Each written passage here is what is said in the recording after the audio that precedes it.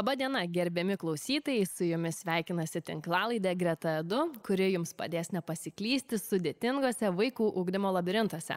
Šiandien be galo nekantrauju pristatyti mūsų svečią bei laidą, kuri bus ypač aktuali tėvams, auginantiems pradinukus, besiruošiantiems keliauti į pirmąją klasę bei žinoma mokytojams, nes šiandien laidoje turime pašnekovę, kuri turi ilgametę pradinių klasių mokytojos patirtį, mokyklos vadovavimo patirtį, taip pat Alfa vaikai neformalaus ugdymo akademijos įkūrėja bei vadovėlių vaikams autorė Rūta Kuodienė. Labadiena, Rūta. Sveiki. Na, bet pirmiausia, tai noriu pakalbinti savo brangiasias Gretas. Gretos, sakykite, kaip jūs tapote mokytojomis? Labas, Brigita. Tai mano istorija kaip mokytojas, tai tokia prasidėjo, manau, labai anksti. Aš visada norėjau būti anglų kalbos mokytoja, man labai patiko kalbos. Aš ir dabar kalbu 4 kalbomis ir domėjausi ir dirbtinėmis kalbomis. Ir kažkaip mokyklos metu pamačiau, kad tie anglų kalbos mokytojai ne visada man tokie įdomus būna ir kažko man pritrūko. Tada susidomėjau medicina. Ir ieškojau tada tarp kalbų ir medicinos kažkokio ryšio sąsajos, kad kažkas būtų per viduriuką. Ir kažkaip kalbėjausi su mama ir mama sako, tai galbūt gali būti logopedė. Ir aš pagalvojau, o tai ką jūs ten veikia, ten tiesiog žaidžia, ką aš ten tiesiog naisiu pažaisti su tais vaikais ir viskas. Ir paskui pradėjau domėtis ir supratau, kad tai yra daug daugiau nei tai, ką mes matom, kad tai tik tai žaidimai, tai yra iš tikrųjų daug mokslo ir neuromokslo. Tai mane tas labai sudomino ir taip aš pradėjau savo kelionę, kaip mokytojas kelionę, kaip čia pasakyti, taip. Pradėjau dirbti logopedę, specialią pedagogę, dirbu ir su pradinukais, ir iki mokyklinukais, ir prieš mokyklinukais, tai pažįstu daug vaikų amžiaus grupių. O kaip tu, Greta? Oi, aš tai niekada nenorėjau būti mokytoja, aš visą laiką norėjau būti aktorė ir norėjau būti režisierė ir dėl to savo visiškai nepademonstravau jokių mokytojų būdingų savybių, nes tikrai neverčiau savo pusėserių, pusbrolių repetuoti visus spektaklius kaime vasarą. Tai čia iš esmės taip su humoru, kad iš tikrųjų aš niekada negalvojau apie buvimą mokytoja, bet aš ją buvau ir visada mokėdavau aplink save suburti vaikus, savo draugus, juos kažkaip užkurti veiklai ar versti, leisti vasaras ne maudantis ežere, o repetuojant mano sugalvotus spektaklius. Ir man labai ilgai užtruko, kol aš pirmą kartą atėjau į klasę ir mano ta klasė buvo kitokia, jinai buvo miške. Ir kai mane pakvietė mokyti, kaip Greta sakė, niekada nebus anglų mokytoja, tai mane pakvietė būti anglų mokytoja. Ir aš kaip pirmą kartą pravedžiau vaikam pamoką, aš supratau, kad Greta, taigi tu visą gyvenimą tą ir darai ir kad čia yra tavo vieta ir man buvo toks naujas eureka momentas ir aš visiškai supratau jau atsidūrusi savo vėžiuose visai iš kito kelio į tą atėjus. Tai tapimas mokytoja man pačiai buvo siurprizas, bet labai labai mielas. O kaip tau, Brigita? Aš lygiai taip pat kaip ir tu niekada negalvojau, kad būsiu mokytoja. Aš įsivaizdavau, kad būsiu, nežinau, kažkokia aktyvi šiaip veikėja arba vadybininkė, verslininkė, bet kad mokytoja būsiu, tai niekada. Galiausiai įstojau į politikos bakalaurą ir tada labai prasidėjo mano kontempliacijos apie tai, kas man gyvenime neša prasmę ir laimę. Ir aš prisiminiau, kaip Palangos senojoje gimnazijoje buvau mokinių parlamento prezidentė ir vesdavau mokymus mokiniams ir mokytėms netgi. Ir aš grįždavau namo ir man viduj būdavo tokia ugnelė, toks geras jausmas, kuris suteikdavo energijos net porą dienų po to. Ir tada sugalvojau pasirinkti gretutinės pedagogikos studijas ir užsikūrė mano visas kelias, magistro studijos, doktorantūros studijos, išėjau dirbti pradinių klasių mokytoją privačią mokyklą, vėliau korepetuot vaikus pradėjau, bet aš niekada nežinojau, kad aš tai norėjau daryti, bet man šis darbas suteikia be galo daug prasmės. Ir net jeigu jisai nėra ten finansiškai labiausiai apsimokantis, bet grąža, kurią tu gauni, yra tokia, milžiniška. Tai manęs pagavo šitą veiklą, ir nepaleidžia iki šių dienų. Tai Rūta, dabar papasakokite savo kelią į mokyklą. Tai labai panašus jūsų jau minėtus kelius. Kažkaip iki šiol sutikti mokytojai, tai ypač tie tokie pakilusi, dideli mokytojai, tai sakydavo, kad svajoja nuo pat vaikystės tapti mokytojais. Tai aš čia iškrentu iš konteksto kartu su jumis. Iš pradžių planavau būti ir aktorė, buvo periodas pradiniai mokyklai, bet daugiausia tai taip, norėjau būti vandenynų tyrinėtoja, galvojau apie archeologiją, apie labai daug visko, bet jeigu taip pažiūrėjus, kai reikėjo teikti dokumentus studijoms, tai pirmoje vietoje buvo lietuvių filologija ir reklama ir tik dėl meilės ten ji buvo, nes antroje vietoje buvo skrydžių valdymas, nes turiu ultra lengvųjų sklandytuvų sklandytojos kvalifikaciją, trečia vieta buvo medicina. Aš sakau, kaip gyvenime kartais labai nedaug reikia. Tai va ta meilė kalbai mane atvedė realiai ir į pradinę mokyklą. Lygiai taip pat kaip ir jūs, nieko ten neplanavau, man labai patiko, dirbau žurnalistė, dirbau su kalba, tyrinėjau kalbą, tyrinėjau reklamas, vėliau politikos įvairius šūkius, siejau savo kalbą tikrai būtent su visais šitais dalykais ir ištiko gyvenimas, atėjo krizė ir netikėtai magistrantūros viena iš dėstytojų pasiūlė. Tai sako, jeigu reiktų darbo, tai tikrai mokyklose visą laiką reikia. Ir visai netyčia taip ir kritau. Ir kai kritau, tai šiandien čia važiuodama skaičiavau, kad mokykloje, prie mokyklos, šalia mokyklos, kaip čia be pavadinsi, šitam mokykliniam kontekste dirbu jau 14 metus. Ir tikrai neplanuoju, nes čia ypač tai, ką darau dabar, kuriant, rašant vadovėlius, kuriant edukacinį turinį, aš galiu būti ir archeologė, galiu būti kas tik tais nori. Ir tai iš tikrųjų nuteikia tą didžiulį vaibą ir tikrai būna tų dienų, kaip sakot, kad to širdį taip rusena maloniai ir užmiegi. Visko, aišku, būna kartais užmiegi ir toks su problema kažkokia, kokią reikia sutvarkyti, išspręsti, bet tikrai ypač verti tie vakarai, kai tu užmiegi kai prieš kokį spektaklį, ypač kalėdinį, pamenu, kai būdavo ten savaitę nemiegi ir galvoju, nieko nepavyks šitie vaikai, čia kaip bus baisu. Ir tada viskas praeina fantastiškai ir galvoju, Dieve, tie mano vaikai kokie, kaip gerai, kaip jautru, kaip gražu. Su vaikais dirbti yra nuostabu vien todėl, kad jie tau dovanoja labai daug gerumo ir tikrumo. Turbūt svarbiausia, tas tikrumas, jie yra labai tikri ir čia tada tu ir gauni tos prasmės didžiulę dozę, nes jie viską pasakys, kad tau špinatas tarp dantų įstrigęs, kad tavo pamoka gal šiandien ne visai tokia įdomi buvo, kaip tikėjosi, bet lygiai taip pat jie tave be proto mylės. Mano vyrui dar toli gražu, kiek aš meilės pripažinau antrokų.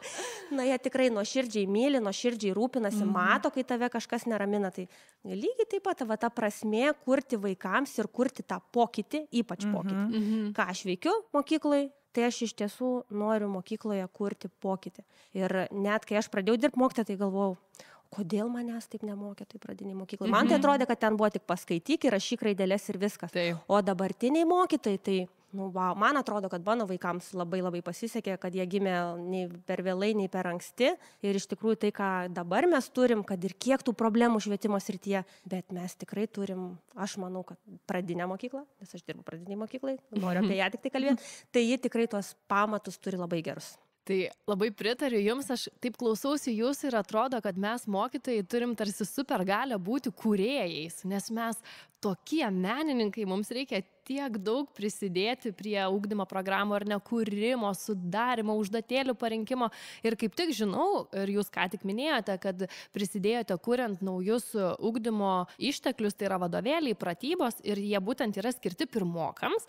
Tai vat aš į jūs noriu kreiptis su tokia problematika, su kuria susidūriau praėjusį pavasarį, nes mano klasės duris pradėjo varstyti prieš mokyklinukų tėveliai.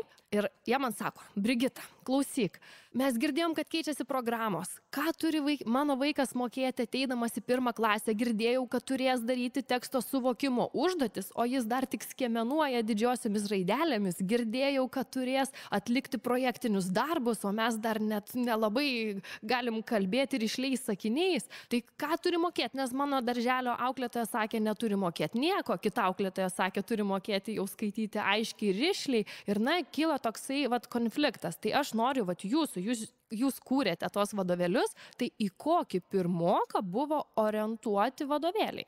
Tai vadovėliai, jie turi visų pirma būti paruošti pagal programą. Kas joje parašyta, vadovėlis tą ir turi duoti. Tačiau tėveliai dažnu atveju nerimauja pagristai. Ir taip yra todėl, kad tos programos iš tiesų jas kūrė tikrai savo srities specialistai. Bet nuo to ir priklauso. Vienas gal specialistas labiau nori, gal jau čia truputėlį padarykim sudėtingiau, kitas, o gal čia vis tik palengvinkim. Ir karts nuo karto taip atsitinka, kad tarp dviejų programų, tai būna tarp pradinių, tarkim, 4 ir 5 klasės. Ir labai panašu, kad atsitinka taip ir tarp priešmokyklinės ir 1 klasės programos atsiranda toks tartum šuoliukas. Ir dar kitas dalykas, visi apie tas programas, ypač tėveliai, yra kažką girdėję. Kažkur ten vienas tą sakė, kitas tą sakė.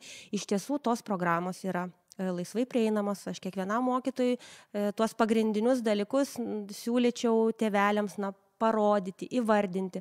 Bet ką turi mokėti būsimas pirmokas?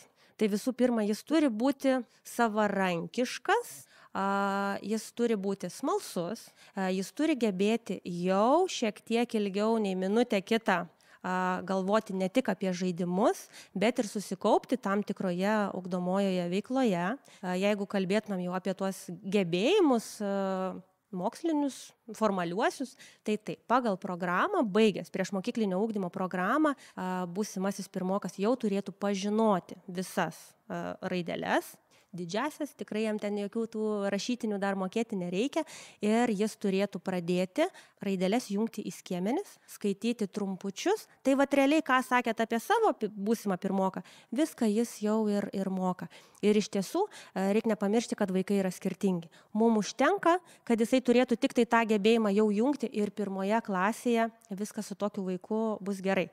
Aišku, kitas 5 metų jis jau skaitys knygutes, bet tai čia yra toks dalykas, kad, kaip ir sakau, vaikai yra skirtingi. Bet jeigu jis ateis į mokyklą nepažinodamas tų raidelių, jeigu jis turės tam tikrų mokymosi sunkumų, kurie priešmokykliniai klasėje yra nenustatyti, nes tikrai sulig kiekvienais metais disleksijos, disgrafijos atveju vis daugėja, tai tokiam vaikui tikrai bus sunku.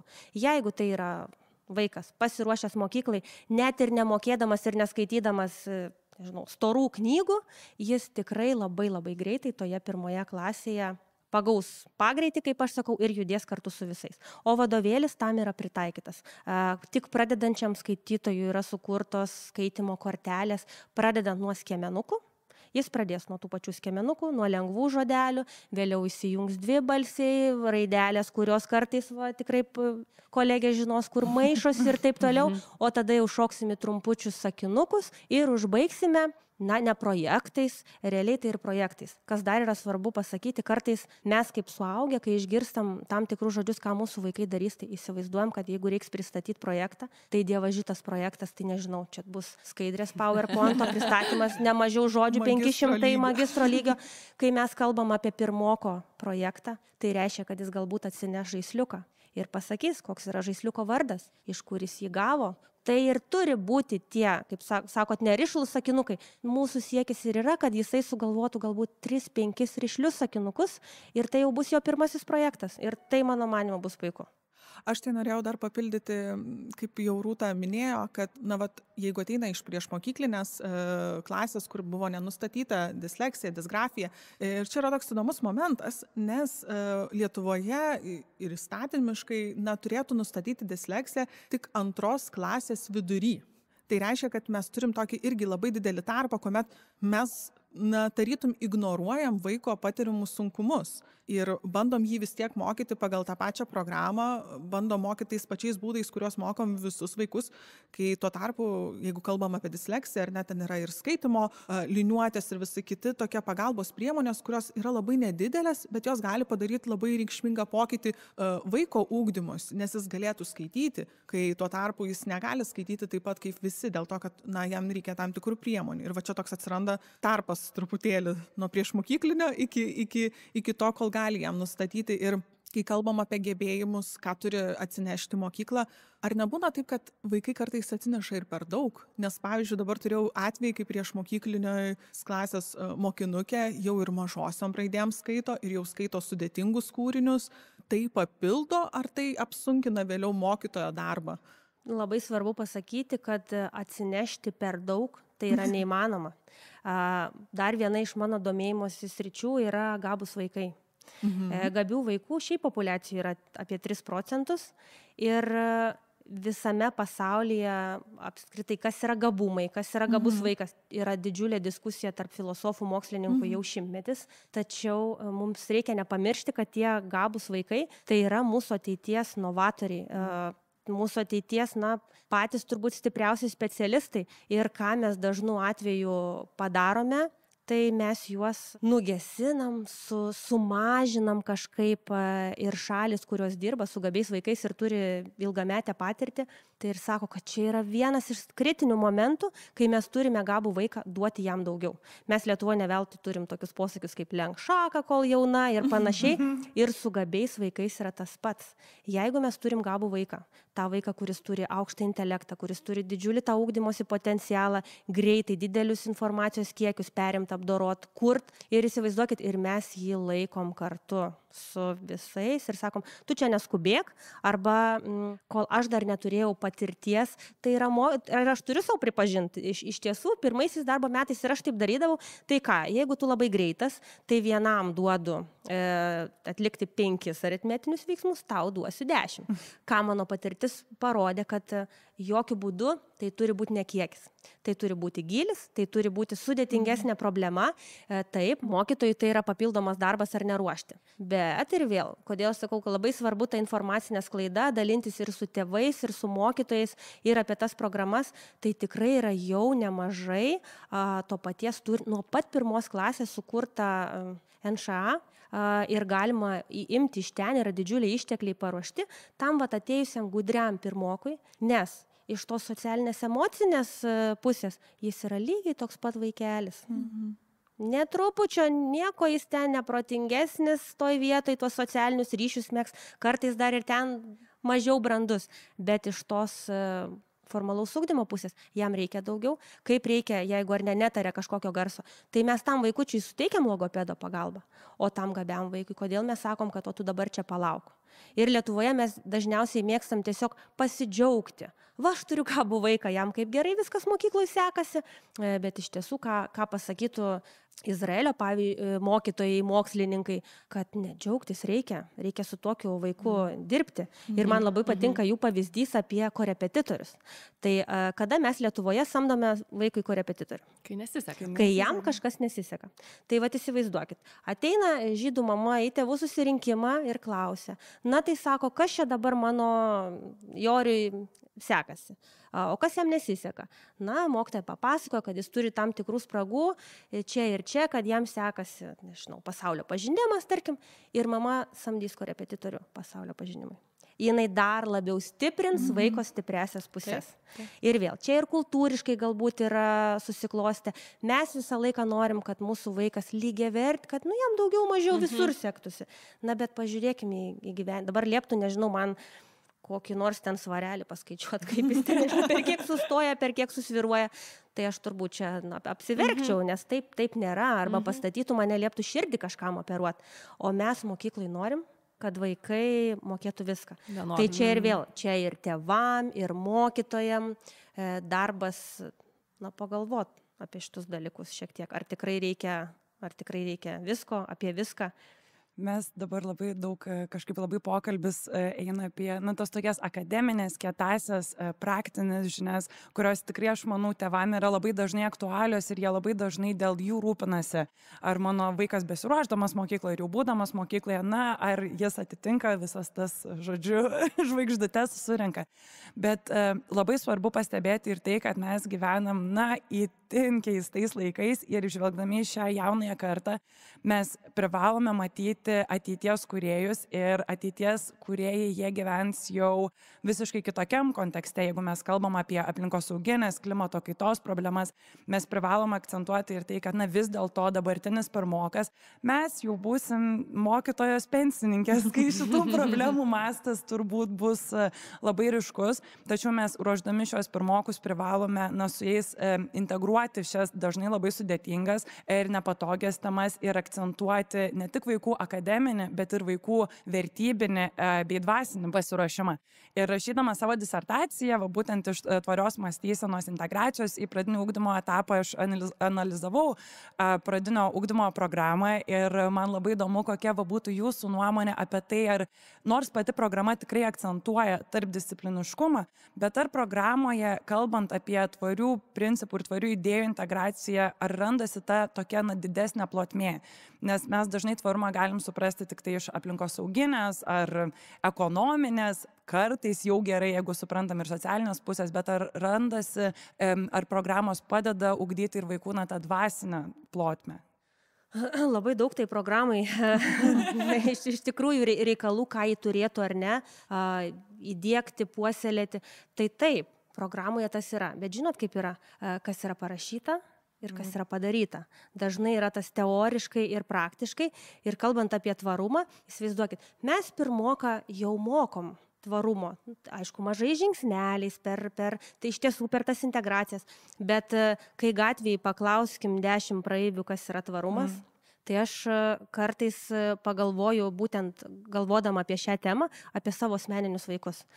Kiek jau darželį nuo tų 2 metų, kai jie dar ten tik iš to pampersiukų išlipę tokie, kiek dabar ne tik pradiniam, bet jau ir iki mokykliniam amžiui su tuo yra dirbama.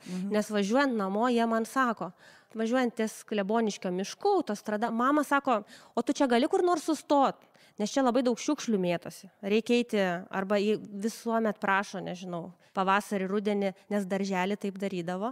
Gal galim važiuoti prie Kauno marių, pasivaikščioti ir jeigu važiuojam būt, gal galim pasimti iš karto maišelį, nes prie to paties, tai man tas toks kartų, tai vienos kartos, vadinasi, turi teisę pasaulį apšnerkšti, o mūsų vaikų karta, ji turės jį, man atrodo, tai taip nesąžininga, kad tai mes dabar turim tą, jau dabar turim tą daryti, mes, tie patys mūsų tėvai.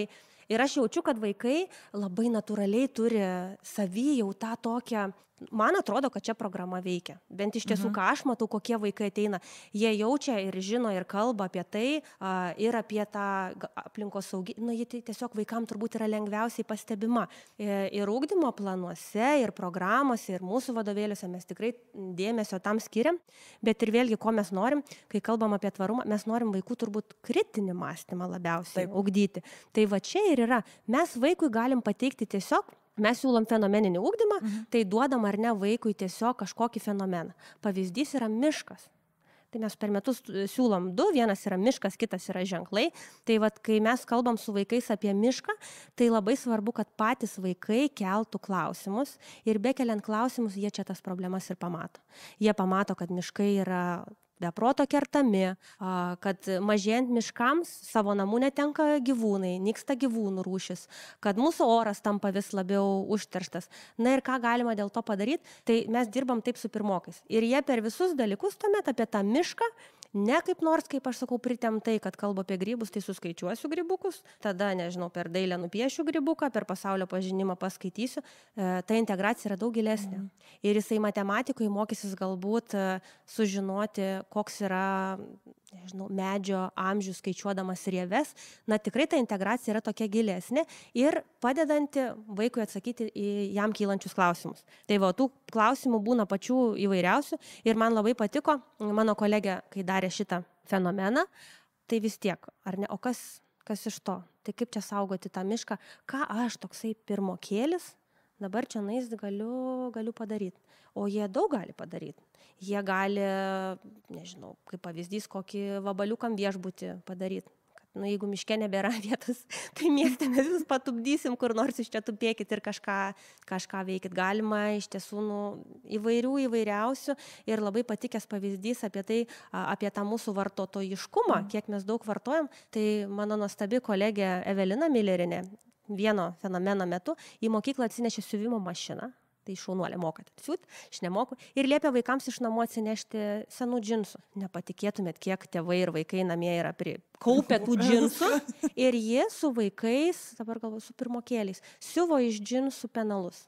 Nesgi mes tai perkam savo vaikui kiekvienais metais gražesnį, tai toks ten tai kreivas, tai Tai man čia buvo taip, wow, jie tiesiog pasisiuvo penalus ir kaip vaikai mylėjo tos penalus, nes jie buvo jų rankų darbo. Tuomet jie nebepirko naujų knygų, o tiesiog mokykloje įsirengė lentyną, kur nešėsi visi, aš jau perskaičiau ir dalinosi knygutį, tokių paprastų dalykų. Ir vėl didžiąją dalį visų šitų reikaliukų sugalvojo patys vaikai. Nu, vat kaip tu kaip mokytojas gali viską pakreipti, bet ir vėl pagrindiniai tokio mokymosi, ugdymo kreipėjai yra vaikai. Ir jie, patikėkit, ir mes kaip mokytojai kartais bijom. Nu, ką kalbėjom prieš tai telefonu, kad o jeigu jis ten nukrys, aš jį noriu čia dabar pamokyti apie žaltį, o jis ten man apie skrusdelę. Bet man atrodo, nereikia bijot. Kartais gal geriau išmoksim, na aišku, čia gal apie vertinimą turbūt reiktų pakalbėti, kad teste tai gali būti ne apie skrusdelę, o apie tai, bet čia vat ir vėl reikalauja atskiros diskusijos apie teorinį ir praktinį vertinimo tą aspektą. Bet smagu girdėti, kad randasi programuose vietos tai vaiko inicijuotai kūrybai ir laisvai ir tam tokiam vaiko įgalinimui ir jo įtakos atpažinimui, nes na štai kaip labai nuostabus pavyzdys su penalais, kad jeigu jie patys inicijavo, jie padarė įtaką, jų visą klasę to norės daryti, tėvai turbūt irgi ims kitaip mąstyti, tai tiesiog sukurti erdvę vaiko įtakai įsigalėti, manau, yra labai svarbu ir jeigu mūsų programoje tai randasi, tai manau, tai pirmas žingsnis į priekį, kuriant tikrai tvaresnes kartas ir tvaresnę mūsų pačių ateitį. Tai kalbant apie patį holistinį ugdymą, norėčiau dadėti, kad holistinis ugdymas griežtai pasisako prieš standartizuotą testavimą, nes jisai teigia, kad kiekvienas žmogus yra individualus, jisai turi savo skirtumų, mes visi vystomės skirtingai, tiek kognityviškai, tiek emociškai. Ir dabar analizuodama taip pat tas atnaujintas programas, radau tokį sakinį, kuris mane labai nustebino, kad čia yra teigiama, kad vertinimas turi būti naudingas mokiniams. Tokiu būdu jis tampa, kai sukuria sąlygas individualiai pažangai, pereinama nuo visiems mokiniams vienodos prie suasmenintos vertinimo kultūros. Ir vat man buvo įdomu sužinoti, kaip tuose atnaujintose vadovėliuose, pratybose yra kreipiamas dėmesys į personalizuotą vertinimą, įsivertinimą, refleksiją ar net kaupiamą į kažkokį įsivertinimą ir kaip tai koreliuoja arba sužaidžia su 4 klasės standartizuotu testu, kuris visiems yra vienodas, trunka 45 minutės, užduotis nėra diferencijuojamos. Kaip čia dabar gaunasi? Tai čia reikia prisiminti, kam yra skirtas apskritai tas vertinimas. Jeigu taip labai plačiai pažiūrėjus, tai mes vertinam kiekvieną dieną ir viską. Tiesiog einant gatvę mes viską vertinam. Jeigu kalbėtumėm apie mokyklą, apie pradinę mokyklą, tai vertinimas ir vėlgi jis turėtų būti reikalingas vaiko ūgčiai pastebėti ir pastiprinti. Ir daugiausia pradiniam ugdyme būtent yra formuojamojo vertinimo, apie ką yra kalba. Ir aš labai džiaugiuosi, kad ir vadovėliuose, ir pratybų sąsiuviniuose daug daugiau dėmesio šiuo metu yra skiriama vaiko paties įsivertinimui. Tas yra labai džiugu, tai realiai vaikas po kiekvienos pamokos įsivertina ir apsvarsto, reflektuoja, kas toje temoje jam buvo įdomu, kas gal jam iki galo pasirodė neaišku, kuris dar turi klausimų, kas jam pasisekė, kokių galis klausimų dar papildomų turi. Ir tas va toksai savo mokymosi nuolatinis persvarstymas, jis ir padeda vaikui pastebėti, na, tam tikrus dalykus ir sunkumus, kuriuos kartu su mokytoju jie vėliau išsprendžia. Kai jau kalbam apie tuos didesnės apimties diagnostinius arba dar kitaip jie ten visaip vadinami apibendrinamieji testai, tai jie yra skirti tam, kad mokiniai tiesiog pasitikrintų savo bendraamžių visoje ar ne amžiaus grupėje, nes vis tiek ugdymo turinys yra planuojamas, tie tikslai yra išsikelti. Ką turėtų, na, bent minimaliai ar ne vaikas žinoti. Tai kai jisai sprendžia tuos testus, tai jis tiesiog tą ir sužino. Ar jam sekasi gerai kartu su visais, o galbūt jam sekasi puikiai, o galbūt, na, kažkokių tenais tų sunkumų yra, bet ir vėl, tas apibendrinantis testas, man atrodo, kad didžiuliu baubu jį daro ne vaikai, jį daro mes suaugusieji. Bet taip yra. Ir mes galim bėgti kaip nori mokyklai nuo tų testų. Aš tai visą laiką sakau, kad jį reikia priimti kaip Kaip mes įsivertinam savo sveikatą į ligoninę, ar tai polikliniką nuėję kiekvienais metais, na tai yra kaip tam tikra higiena. Taip, mes tikrai bijom, prisipažinkim, bijom, bet tai yra mūsų kasdienybės dalis. Jeigu mes norime vairuoti, mes turim laikyti vairavimo tą testą, ar ne? Lygiai taip pat universitete, jeigu aš noriu būti gydytojas, astronautas, niekur aš toli nepabėgsiu. Bet ką tai reiškia? Egzaminas, tas testas, man tiesiog jisai padės pasakyti, ar aš jau esu tam pasiruošęs. Jeigu ne, aš tiesiog dirbu toliau. Tai ir mokyklai turėtų būti lygiai tas pats, čia turėtų būti tam tikras įrankis, pasimatuot, ar viskas man yra gerai. Bet kai mes kokiam ten antrokui sakom, kad jeigu tu dabar neišlaikysi, čia jeigu gausi mažiau, o Dieve, viskas, tavo gyvenimas sugrius, va čia yra tas. Mes turim pratinti, kad tai yra natūralus gyvenimo reiškinys, pasižiūrėti. Kaip aš čia tame kartu su visais kitais gyvenu, ar aš čia suprantu, ar man, bet jokių būdų vaikų negąs. Ir čia yra mokytojo pagrindinis uždavinys. Ir vis tiek aš tą pagrindinis dėmesį skirčiau būtent formuojamajam vertinimui, kai mokytojas kiekvieną dieną mato ir vertina savo mokinio ūgtį, kiek jis įdėjo pastangų, koks yra jo tempas, kur jam čia sekėsi, kur nesisekė, ar jisai stengiasi ieškoti tų savo klaidų, ar jis kažkokias išvadas pasidarė. Ir čia turėtų būti didžioji dalis to fokuso, o jau tie visi kiti testai, aš manau, kad jie, žiūrint iš holistinės pusės, irgi, jie nėra blogis, tik mes kartais juos tokiais baubais padarom, kad... Iš tikrųjų, kai mes padarome tuos testus tokiais baubais, tai ir būna ir tų įvyksta tokių psichologinių momentų, kuomet atmintis nebeveikia, kuomet tu nebegali pasiekti tos savo visos informacijos, kuri užsilaikė to ilgalaikė atminty, būtent dėl to, kad tu labai susijaudinai dėl to, kas vyksta. Bet tas tikrai jaudulys kyla tai pirmiausia iš mūsų suaugusių, iš mokytojų, iš tėvų, kaip mes paruošiame vaikus, kaip mes nuteikėme. Man, pavyzdžiui, aš ir pati jau daug metų kažkaip labai mėgstu tuos įsivertinimus ir aš jau 7 metus darau tokias knygelės logopedinės lipdukų, kur kiekvienas lipdukas turi savo reikšmę, ten jau vaikai gali išsirinkti formą, bet kiekviena spalva kažką reiškia. Ar tu šauniai padirbėjai, gerai padirbėjai, pasistengiai, trūko dėmesio, reikia pakartoti. Tai aš kažkaip nors ir su mažiukais, kartais pradedu ir visai su 2-mečiais vaikais tai daryti, bet tam, kad tiesiog pasižiūrėti, kaip tau šiandien sekėsi, ar tau pavyko sukaupti dėmesį, ar tu atlikai užduotis, kaip tu pats jauteisi tas užduotis atlikdamas. Nes iš pradžių pastebi netgi būna vaikai, kad labai visi, šauniai padirbėjo, viskas labai pavyko, viskas pasisekė. Ir kai jau kelis metus darbuojamės, tarkim, ir pastebi, kad jie jau moka atpažinti, kada jiems reikia dar pakartoti. Ir jie sako, čia man dar reikia pasikartoti namuose. Šitą aš dar turėčiau prisiminti. Ir be šiandien man nelabai pavyko, šiandien man pritrūko dėmesio. Tai visai smagu, kad jie patys moka įvertinti savo darbą. Ir tas savęs įsivertinimas ir pastebėjimas irgi keliauja link tobulėjimo. Ir grįžtant prie vadovėlių, tai aš labai džiaugiausi, kad galėjau juos pavartyti ir su jais susipažinti, nes jie tikrai yra įdomus. Ir mano pirma mintis buvo, kad galvoju, kaip aš norėčiau iš tokių vadovėlių mokytis, nes jie ten tokie tikrai labai labai smagus ir labai ir patrauklus, ir norisi juos vartyti, ir skaitinėti, ir gilintis, kas ten kaip. Ten tikrai net man atrodo, kur jau daug knygų perskaityta, tai yra labai įdomu. Bet mane dar kaip specialiąją pedagogę, logopedę labai sudomino vadovėlio pradžioje parašyta, kad jog rašydami vadovėlį konsultavote su asmens teisių, laisvių, nediskriminavimo, įvairovės ir įtraukties eksperte. Tai man čia taip nuskambėjo gan naujai. Ir norėjau paklausti, tai ar turėjote galimybę dalyvauti šitoje dalyje kaip konsultuojantis ir ką tai reiškia ir kur atkreipiamas dėmesys, ar čia siekiama kažkur, kad neatsirastų atskirties dėl paveikslėlių, dėl tekstų pačių kūrimo, ar kažką reikėjo po tų konsultacijų pakeisti, pavyzdžiui? Geras klausimas. Tai tiesiog davė labai daug peno apmąstymams ir diskusijoms, ar ne, apie tą mūsų visuomenę. Mes iš tiesų gyvenam demokratiniai valstybei ir tai, man atrodo, tai yra viena iš labai labai didelių duotų laisvių, bet kartu su laisvė ateina ir didžiulė pareiga. Ir iš tiesų kartais su ta gyvenimo patirtim keliaudamas, tu net nepastebi tam tikrų elementų, smulkmenų, kurias tikrai pastebi žmonės dirbantys su lygiomis teisėmis. Ir mūsų vadovėlis, jeigu atsiversit, tai tikiuosi atsiversit, nes aš atsinešiau čia parodyti, tai va tam pačiam pirmam puslapį Su jumis sveikinasi Mažų milžinų klasė.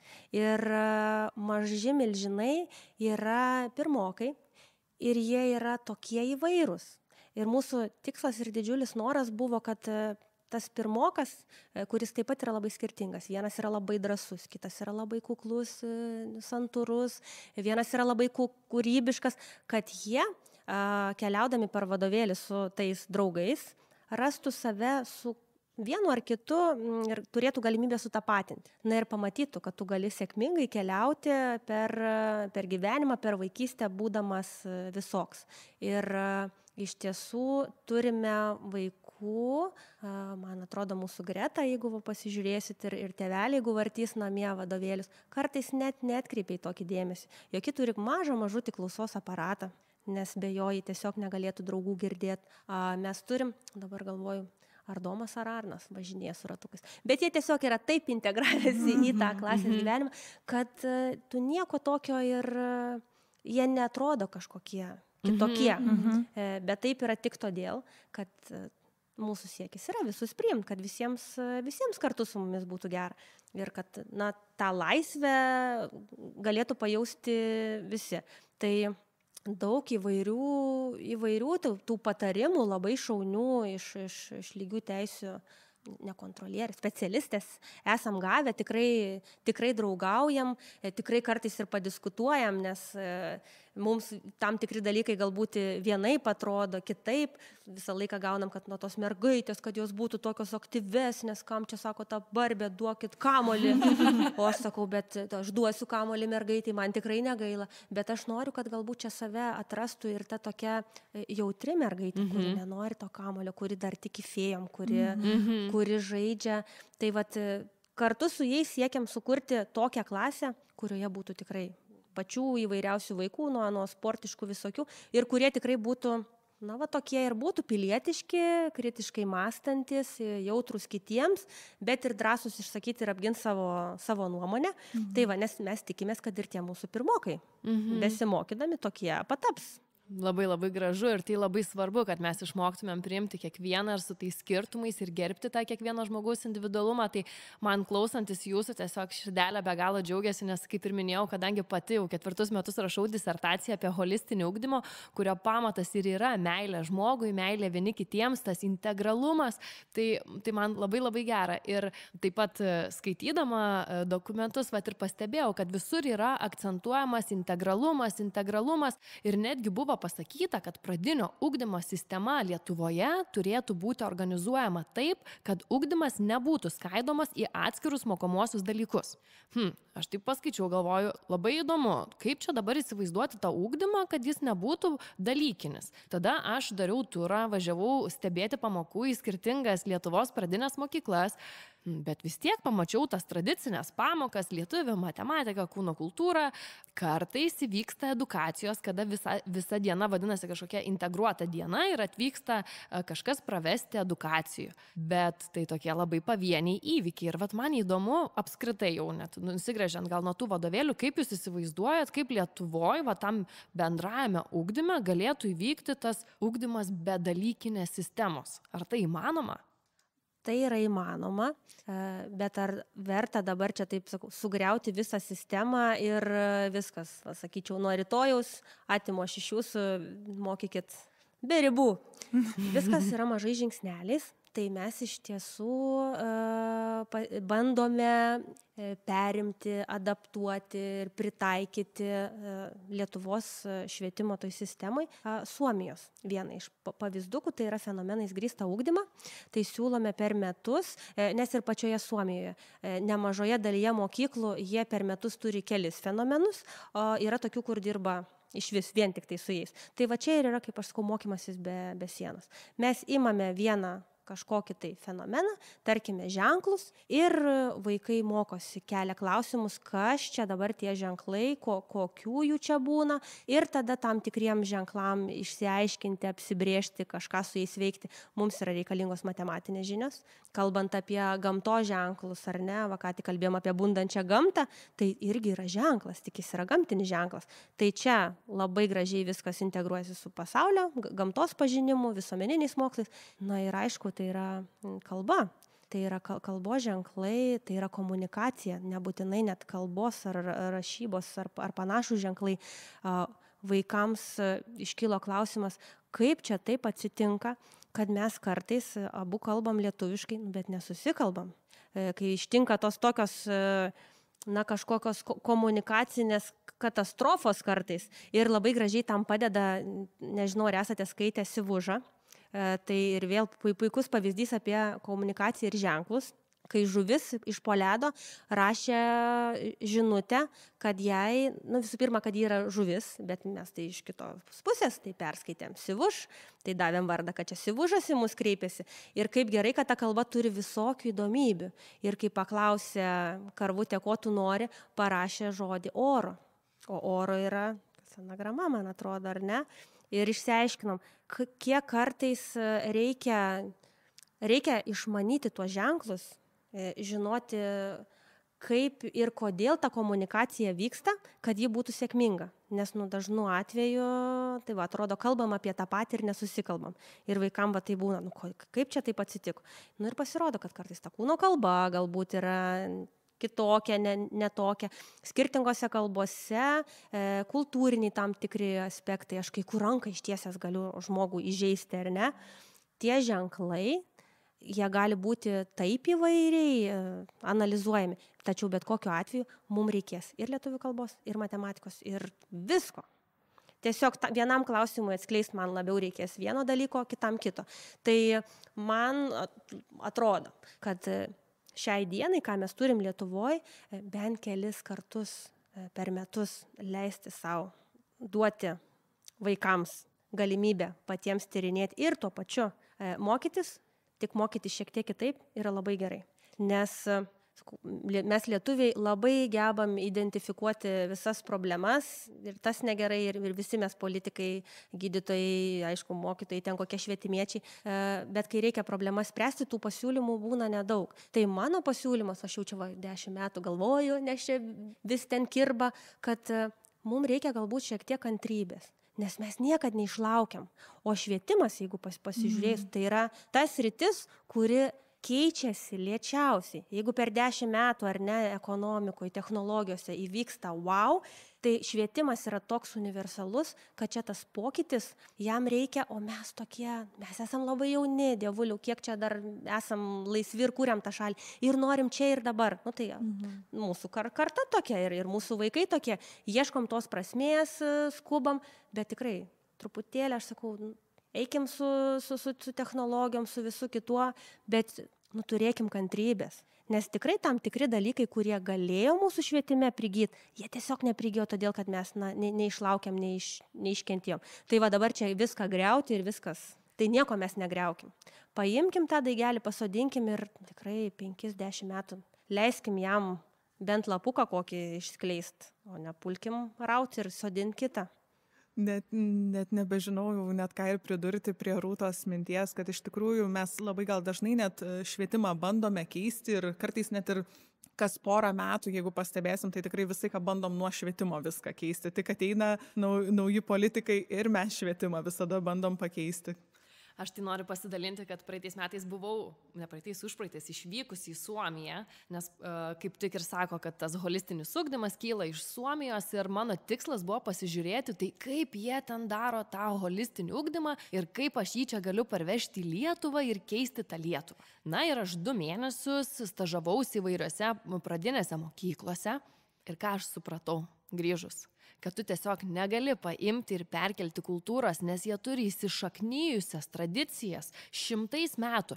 Jie man pasakojo, kad pavyzdžiui Suomijoje buvo tokia tradicija, kad ims žmoną, kuri moka skaityti. Jos kraitis buvo skaitimas. Jų kultūroje taip yra įdiegta, kad mokėti kalbų yra garbė, kad intelektas, akademinės žinios yra garbė. Ir jeigu jūs pati taip pat sakėt, kad lankėtės ar domėjotės Suomijos kultūra, pamatėte, kad jie tenai yra labai atsipalaidavę.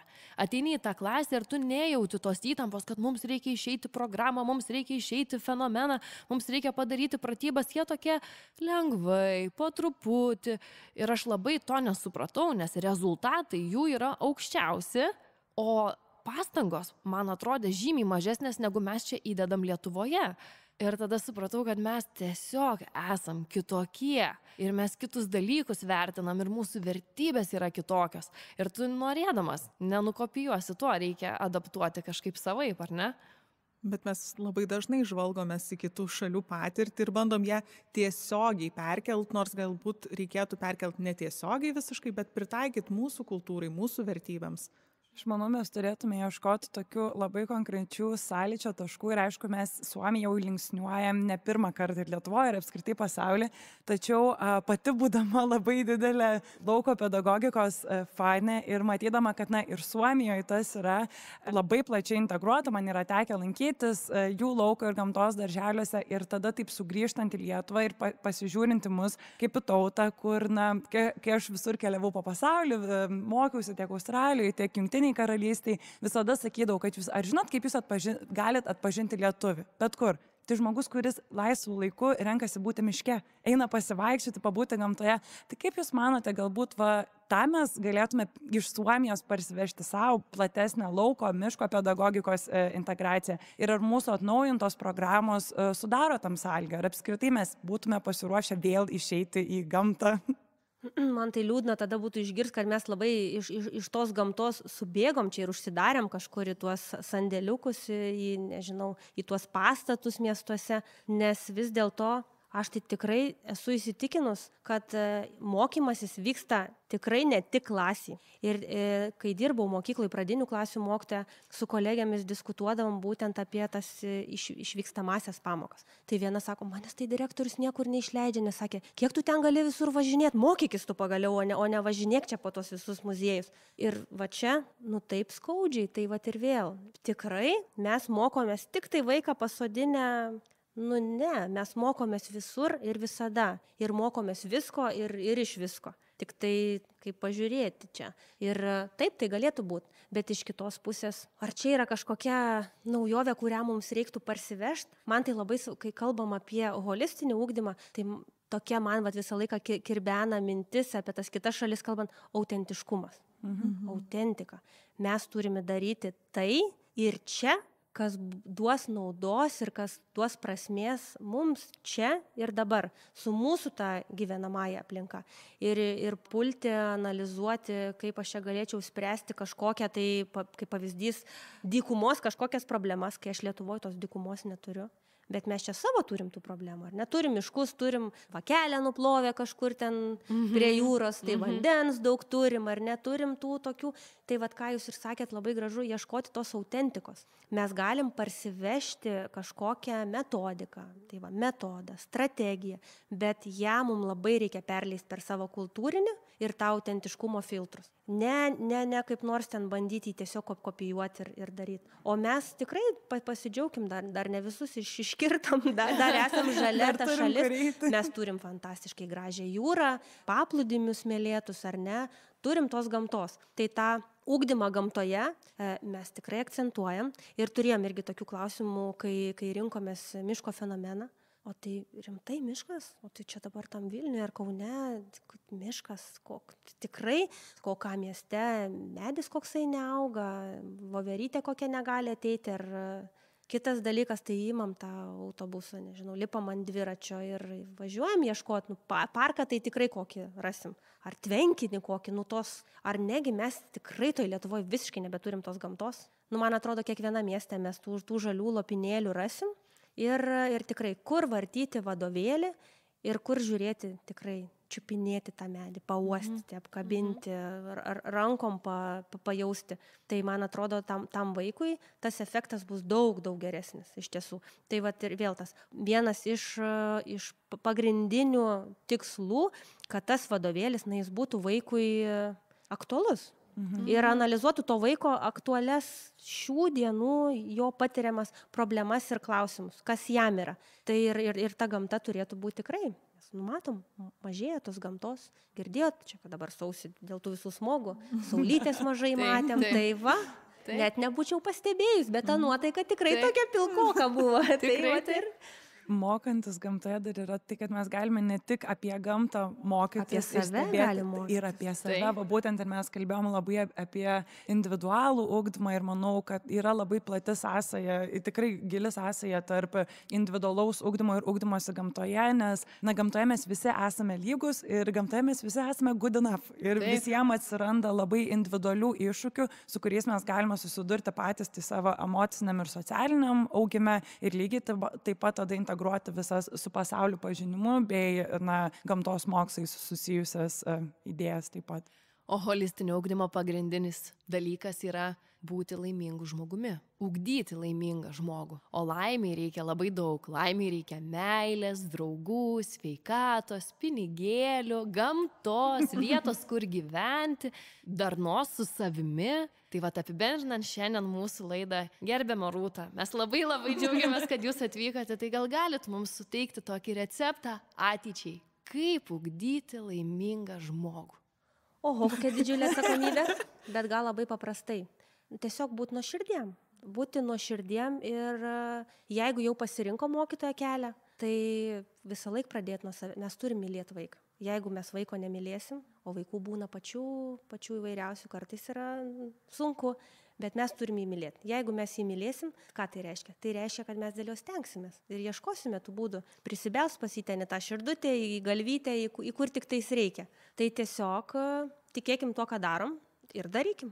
Aš tai kažkaip išsinešu iš šitos laidos, kad ta meilė vaikui, žmogui augančiam ir jo puoselėjimą, visapusišką puoselėjimą, jo nepridedant savo baimių jį, nepridedant savo tikėjimusių, koks žmogus turėtų būti tas vaikas, kuo jis turėtų domėtis, ką turėtų mėgti, ko nemėgti, bet tiesiog pastebėti jį kaip žmogų, kaip asmenybę, kuri auga, kuris turi savo interesų, kur galbūt man yra labai įdomu, bet jam nėra įdomu. Ir aš neturiu per prievartą to piršti kaip labai įdomaus dalyko, tiesiog pastebėti vaiką, išgirsti ir atliepti jo poreikius. Man tai šiandien skamba tas individualumas, unikalumas, kontekstualumas ir man iš šiandienos aš išeinu su posakiu, tai mąstyk globaliai, bet veik lokaliai. Tai Aš tikrai sutikčiau su to ir kažkaip beklausant, aš jau esu laidose minėjus tai, kad kai lankiau mokyklą, aš jos nekenčiau. Ir kad aš sakiau, mama, mokyklą reikia keisti. Ir man visa mama sakė, tu užaugsi, tu pirmą išmok, pamatyk. Ir aš dabar galvoju, ne tik dirbdama kaip mokytoja, ir manau, mes visos prisidedam prie to pokyčio kūrimo, bet jaučiasi ir šio pokalbio metu tai buvo labai gyva, kad tas pokytis vyksta, kad mokykla pasikeitė. Ir tas, kaip mes kalbėjom, kad 10 metų dar mokslai kaip ir nėra daug, čia atrodo, mums reikia bent 10 metų, kad švietimas pasikeistų, bet tai jau vyksta ir dėl to yra labai gera.